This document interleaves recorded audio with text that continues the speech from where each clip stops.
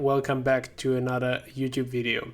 In today's video, we're gonna build up on a video which has been recorded by Matthew Devani. I'm gonna link it up somewhere in here, where he is uploading from a SharePoint location files directly into your Copilot Studio files. And I was thinking like, hey, it would be cool to also maintain your public websites, so your URLs, directly from that same SharePoint location. And that's what we're going to look into today, how you can add a URL in your SharePoint location and it will be published to your custom Copilot. Let's check out which components we have. So obviously, as the first one, we have a Copilot Studio custom agent. And we have, as an example here, a Nike support agent with some instructions. And as you can see, it doesn't have any knowledge yet. The target is to add this knowledge dynamically from a user's SharePoint location. Then we have the SharePoint location, which is our demo Copilot SharePoint site. And a user will have the possibility to click here on new and add a new URL via the type of link. And that link should then be published right here under the knowledge sources in your custom Copilot. So how can we do that? Let's dive into the Power Automate flow, how we can achieve that. This is the initial setup of the Power Automate flow, which you can check out for more detail in the video of Matthew Devani. He's discussing all of these steps in detail. However, let's go shortly through the steps, what is happening, so you get an understanding about the further steps which we are building in. So it's triggered by when a file is created. That actually applies also to a URL when you are creating a URL in a SharePoint library. Then we are fetching the get files properties. In that case, we are getting the content from the URL item. After that, we are listing all our rows from Copilot. Therefore, we are filtering by the name, which is equal to our Copilot Studio name. Based on that output, we need to make sure that we are saving that bot ID. The bot ID we're going to use throughout the whole flow to work with it and to create our components for the Copilot. Then, based on our bot ID, we can filter on the Copilot components. So a Copilot has many components. Think about topics, knowledge sources, and also bot file attachments. Within the video of Matthew Devani, he's adding bot file attachments, and in our case, we're gonna work actually with knowledge sources. And that is also where the first crucial difference comes in. You can see the component type here is filtered by 16.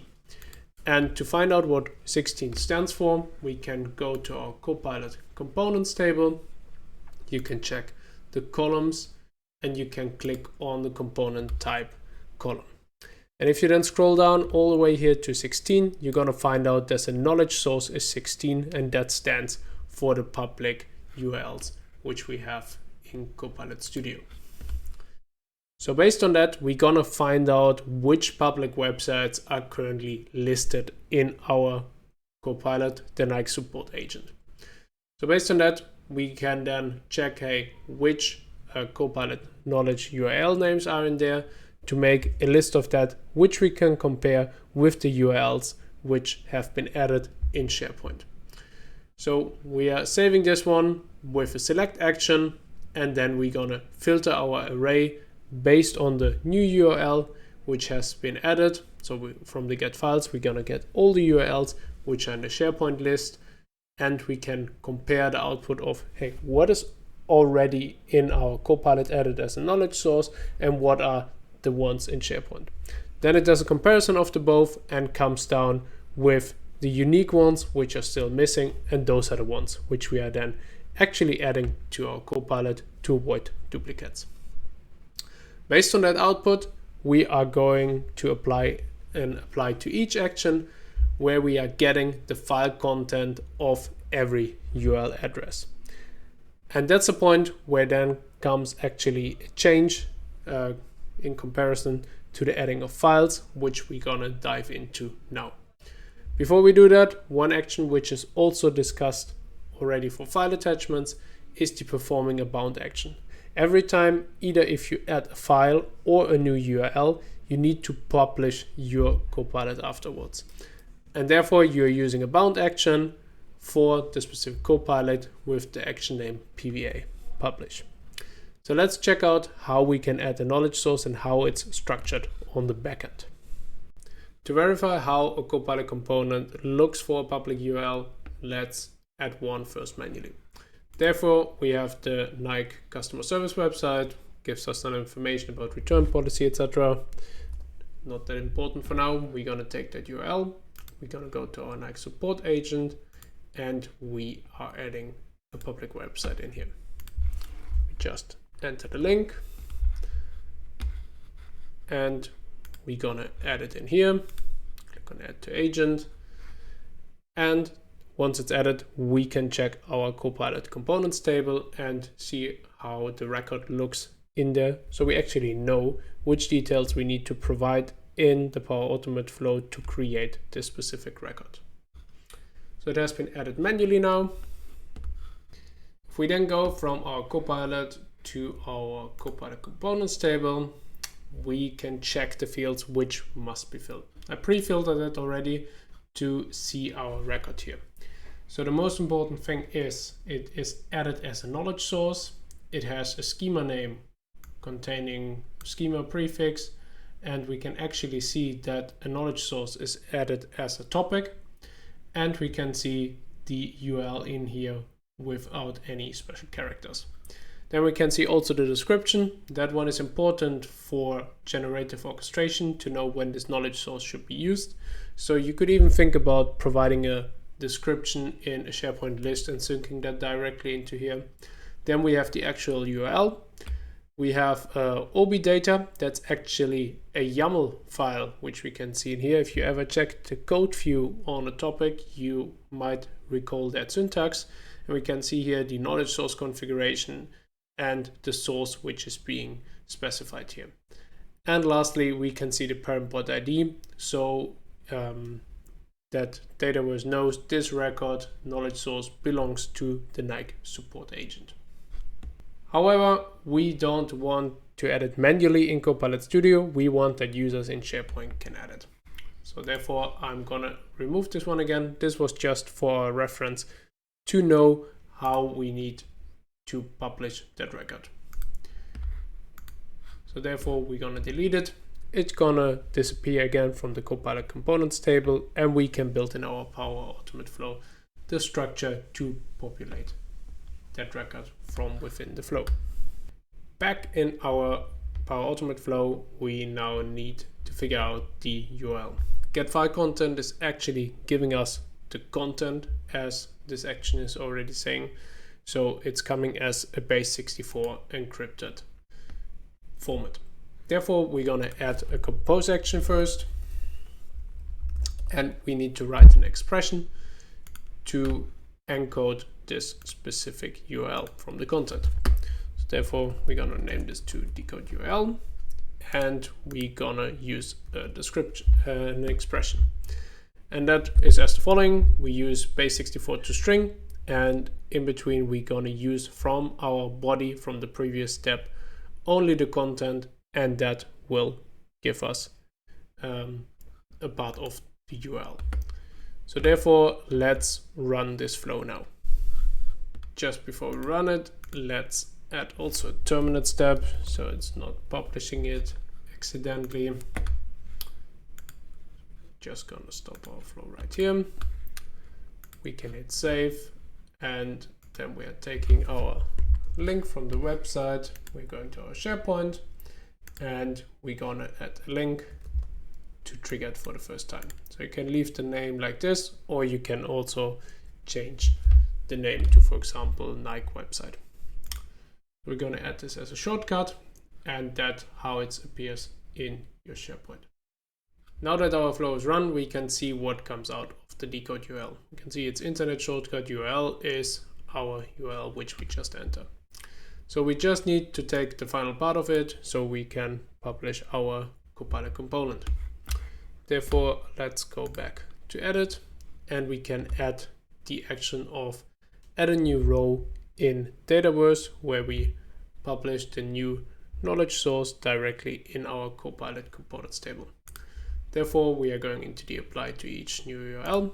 We're going to add an action, and we're going to look for add a new row. We're going to select Microsoft Dataverse action, and we're going to look for Copilot components. And we're going to select Copilot components, and we're going to rename our action right away to Copilot components. What we already know is the component type needs to be of type knowledge source. So we can also add that already, and we can remove the terminate action. Now we can start configuring the advanced options. Therefore, let's start with the schema name. If you remember, it's a topic consisting of the logical name of the Copilot.topic and then the URL without any special characters. To get a logical name, there are multiple ways to do that. We can go, for example, in Copilot Studio to the settings, to advanced, and to the metadata from here. And here we can see the schema name. So we can just copy it from here. We're gonna paste it into our schema name here, and we're gonna write .topic, and then dot. And now we need to make an expression by taking only the URL from the Decode URL step and while removing all of the different special characters. So therefore, we are taking the following expression. Just paste it in here. We're gonna use multiple replaces to remove, for example, HTTPS and the backslashes and all the dots which are in there. And we need to make sure with last and split to only use the actual URL which we have in here. So this is the first advanced option which we're gonna need. Then we need also the description. So the description, you could think about using it from a SharePoint list and getting it directly from a user, or we can just use the default description like we have it in Copilot. And we're going to use the following syntax for that. This knowledge source searches information on the web found in, and we are using here the last and the split combination again in an expression to reference to the website from here. Then we can use the name. The name was just the URL of the website, so we can just use this expression again. Let's copy this one and take it into name. And the most important thing is we have OB data. And OB data is containing the YAML which is being used to search through the website, which needs to look as the following. So we can use, in this case, a concat expression. So let me just add that one. And we can see now we are combining kind knowledge source configuration. And we're saying the source, it's a public site search source. And in the site, then we are using the expression of last and split to only give the URL in that. So that's way it's going to make sure that in the knowledge source topic, which you're not going to see as a topic itself, but in the background, it's using a topic to search through that website. And one last final parameter is the parent bot ID, which is also mentioned in the video of Matthew Devani. And we just need to link it in here with a /bots, and then we are using the variable with the bot ID, which we have in here. And that way we are making sure we are creating that Copilot component, but also linking it to the Copilot. Otherwise, we have a standalone Copilot component, which is not belonging to anything. So let's hit save. Now that our flow has been saved, let's hit test. We can just use the previous run because we still want to add that same URL. And now it's creating a Copilot component record in our Copilot components table. So let's check out the flow run. And we can see now here it's building up the schema name with the logical name of the Copilot.topic and then .the website. The suffix, which you see sometimes in the schema's name, is actually not necessary, so you can also do it without it. The description is this knowledge source search information on the web found in http://nike.com. We can see in the name the website, and we can see in our OB data now the knowledge source configuration, and in our parent bot ID we can see the link to the bot. So sometimes it's taking, I realized, about up to 3, 4, 5 minutes that it's actually being shown in your Copilot, so be a bit patient with that one.